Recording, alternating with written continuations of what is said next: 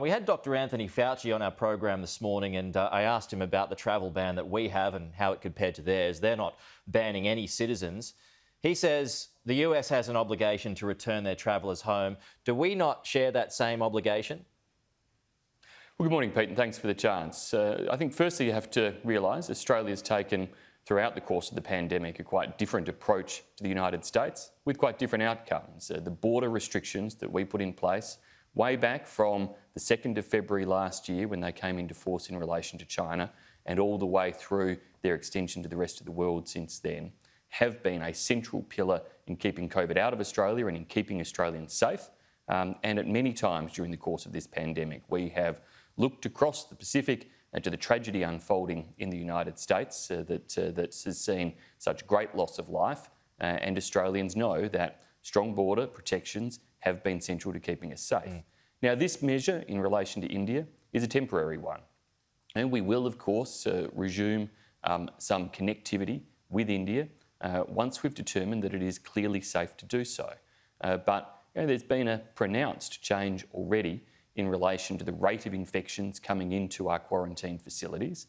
They were running up as high as about 13%. They're now down to about 0.3% in terms of arrivals. And the difference there is that we don't have that huge infection rate coming from India. And what the people in New South Wales are seeing right now is that the risk of leakage is still a real one. And that is something that I think all Australians want us to keep a very, very tight rein on. And so we will make future decisions in relation to India with that in mind as to how first and foremost we keep Australia safe from the spread of COVID. A matter is now before the court. How certain are you that the ban was constitutional? Well, look, I'll let the court process determine this case from the gentleman who went to India in March of last year. What we will do is obviously defend that. Again, I think Australians would logically expect that the government of the day has the powers and should have the powers to be able to put measures in place that ensure the health and safety of Australians and the country as a whole. Now, we're going to continue to assist India. Yesterday we saw the plane load of assistance, ventilators, oxygen concentrators heading out of Australia, going to India. Our High Commission is going to do all it can, along with our consulates in India, to continue to assist Australians on the ground there. And that includes the special purpose payments that we've made available. And we will put in place tight arrangements at an appropriate time when the health advice allows that we'll see travel resume between Australia and India. Okay. But we're not going to jeopardise the health outcomes in Australia. And frankly, those health outcomes have also been central not only to saving Australian lives, but to saving Australian jobs and our economy as well. Well, let's chat about some of those arrangements. A bit of that is being talked about today. Can you confirm that 2 repatriation flights will be dispatched to India when the travel ban ends next week? No, I can't. Look, we'll take those decisions as a government following all the proper processes, including receipt of the proper advice. So we're not going to rush in a media frenzy to make announcements or otherwise. What we are doing here is following the health advice, and we're going to stick with that because that has served us very, very well and served all Australians very well to date. Will Howard Springs be used exclusively for travellers from India? Look, Howard Springs has obviously certain capabilities, but it's also worth remembering that the Northern Territory government had their concerns about the very high rate of positive tests that was coming in at Howard Springs. And so it's not just because it's a national facility and has certain attributes about it, doesn't negate the fact that if you have a huge incidence of positive cases coming through that facility, then it presents a threat to the local community and a potential strain on local health services in relation to the treatment of those positive cases. So sounds like you've got reservations about it. It's not a silver bullet for everything. Howard Springs is a very, very crucial part of our national response. It's why, as a government, we've expanded its capacity to act as a quarantine facility to up to 2,000 arrivals per fortnight. And clearly, I would expect it to play a role when we do resume connectivity with India.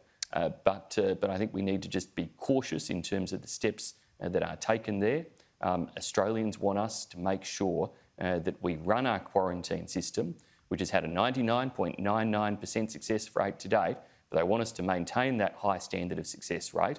And what will jeopardise that is if we have huge loads of positive cases in those quarantine facilities, be it Howard Springs or Medi hotels across the country. And so there are other factors to work through as well, particularly factors around pre-flight testing, what capabilities can be established in that regard, the extent to which pre-flight testing can be done in a way that provides reliability, that the positive caseload in Australia will track closer to what our quarantine facilities have managed to date, rather than at extremely high levels that threaten greater risk of leakage or greater pressure on our health services. What are your latest forecasts on when significant international travel can resume?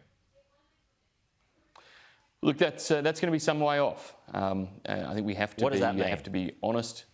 It means it's very hard to put a precise timeline or indicator on it because there's a range of factors again that will influence that. And we're dealing now in May of 2021 with arguably a more uncertain global environment in the management of COVID than we had a few months ago.